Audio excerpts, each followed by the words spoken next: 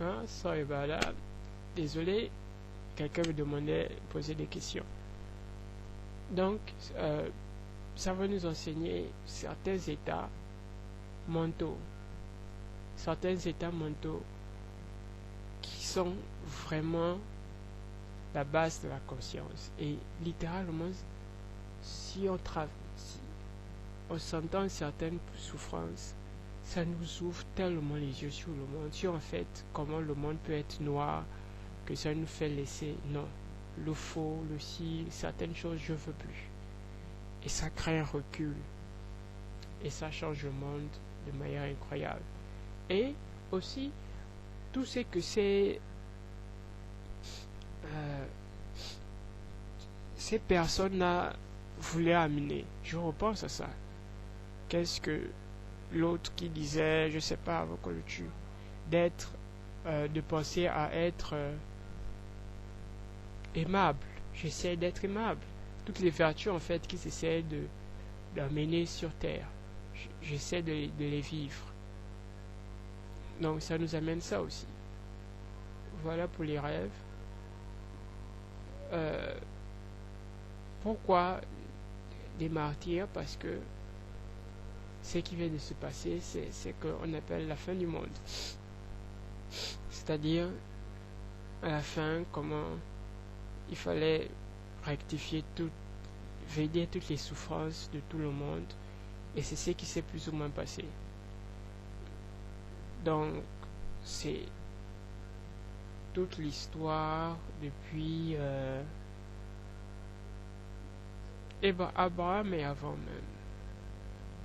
L'idolâtrie, en fait, la première idolâtrie, c'est être totalement perdu dans son nom, son image. Ce sont ces petites statues, ces statues dans vos têtes. Ce sont vos pensées, vos croyances. C'est ça, la première idolâtrie. En tout cas, toute l'histoire, depuis le début jusqu'à maintenant, la fin du temps, là, c'est quand on arrive et tout va recommencer. Et c'est la conscience qui reprend, qui s'éveille. C'est le début de tout. Et ça commence avec traverser tout ça. Et laisser tomber tout ça et comprendre ça, perdre plein d'attachement au monde, plein de croyances, plein de choses qui vont se perdre. Et ça, c'était mon boulot. Donc, le gars qui devait venir à la fin de l'apocalypse, à la fin du monde, c'est moi.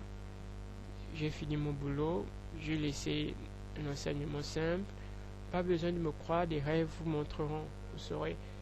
Et puis il y aura le livre, je vais essayer quelques trucs dans le blog, mais je vais m'en aller d'ici là. Donc, avant qu'on ait le temps de lire tout le livre ou quoi, je serai déjà parti. Parce que c'était très long, c'était très fatigant, très épuisant, et il est temps que je rentre. Je rentre où? Je vais en Andromeda. C'est ça ma galaxie, c'est là où je vis. C'est là où le soleil central est. C'est qui suis-je? Le soleil central, Alcyone. Donc c'est ça. Et il n'y a pas de problème, en REM state, vous aurez toujours des tôles blondes. C'est ça les saints. Des géants, des bouddhas ou quoi, qui sont là pour continuer, qui sont là pour forcer l'éveil. Mais c'est ça. Le début du nouveau monde vient de commencer. Que vous voulez ou pas, c'est ce qui va se passer. Tous les jours, vous allez devoir perdre votre nom, votre réputation, votre image, traverser des choses dans des rêves qui vont se passer. Et le seul moyen de s'en sortir, c'est la tête. Et apprendre certaines vertus, apprendre certaines leçons de la vie.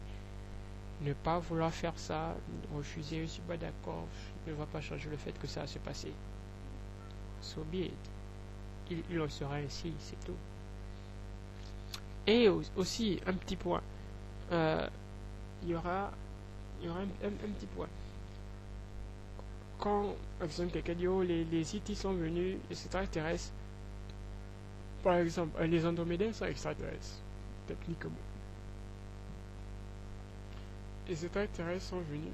Et oui, les extraterrestres, ça existe, les Andromédains, les Grecs, les Syriens, ainsi de suite. Bon, les extraterrestres sont venus,